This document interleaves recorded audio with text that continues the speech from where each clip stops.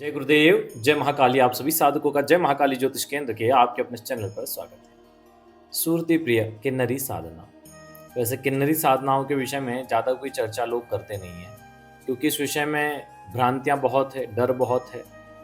लेकिन अप्सराओं और यक्षिणियों की भांति किन्नरियों का भी अपना एक लोक है, और उसमें भी विभिन्न प्रकार की अलग अलग वर देने वाली किन्नरियाँ जो मनुष्य के संपर्क में आने के लिए तत्पर रहती है, ऐसी किन्नरियाँ होती है। उन्हीं में से जैसे हम रतिप्रिया यक्षिणी को करते हैं, और जिससे कि व्यक्ति की जो गुप्त कमजोरियां हैं वो दूर होती है। लेकिन बात अगर सूरती प्रिय किन्नरी के है, तो इस साधना के माध्यम से यह भोग और विलास को देने वाली सिद्धि है। यह सिद्ध होने पर अपने साधक को एक मंत्र प्रदान करती है, जिसे गोप मंत्र कहा जाता है। और उस मंत्र को जब भी आप पढ़ेंगे, जहाँ भी पढ़ेंगे, वो उपस्थित होगी और भोग विलास की व्यवस्था करती है। भोग कई प्रकार के होते हैं, अब जिन्हें नहीं पता है उनका विषय एक ही विषय पे जाता है। खैर, भोग विलास प्रदान करने वाली मुख्य रूप से यक्षिणी है, जिसको प्रिया रूप में, पत्नी रूप में प्राप्त किया जा सकता है। हाँ, ये अति प्रसन्न होने पर धन भी प्रदान करती है, लेकिन उसकी आज्ञा के बिना उसको खर्च नहीं करना चाहिए, उससे पूछ के ही उसको खर्च किया जाए। जैसे कई किन्नरियां हैं जो केवल धन प्रदान करने का काम करती है, कई हैं जो सम्मोहन शक्ति प्रदान करती है। इसी प्रकार भोग विलास प्रदान करने वाली है दिव्य साधना। इस साधना को कैसे करना है और कहाँ करना है, तो जहाँ दो नदियों का मिलन होता है वहीं पर यह साधना की जाती है।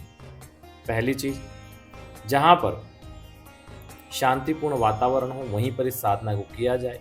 रात्रि 10 बजे के बाद इस साधना को किया जाए। हल्के गुलाबी रंग के कपड़े पहने जाएं।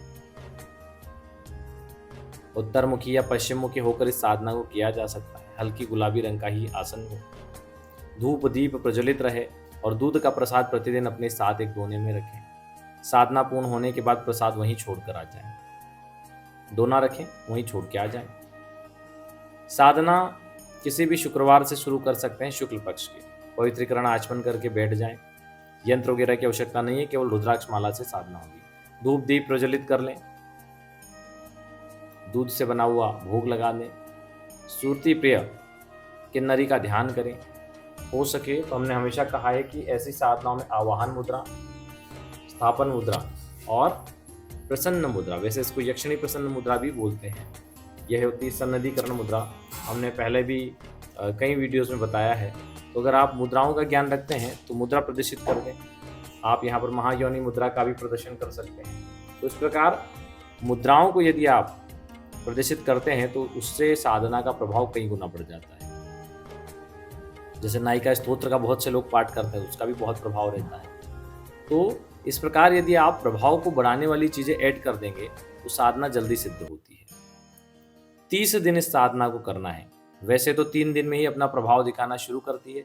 30 दिन के अंदर वो कभी भी प्रकट हो जाए तो आप भोग, दूध से बना हुआ भोग उनको अर्पित करें और विनम्र निवेदन करें कि मैंने आपकी सिद्धि प्राप्ति के लिए, आपकी प्राप्ति के लिए साधना की है, आप मुझे वर प्रदान करें।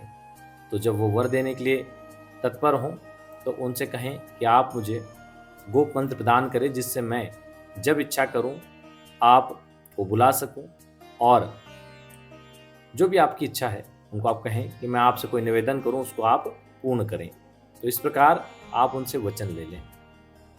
तो यही साधना है जिसके माध्यम से उसको बुलाया जा सकता है और इच्छित मनोकामनाओं को पूर्ण किया जा सकता है। बहुत आसान साधना है, कोई एक जगह बैठना नहीं है कमरे में, आपको किसी भी जगह पे आप इस तरह शांतिप्रिय जगह पर रात के 10 बजे बाद बैठ के साधना कर सकते हैं। चलिए, इसका मंत्र भी आपको दे देते हैं, मंत्र नोट कर लीजिए।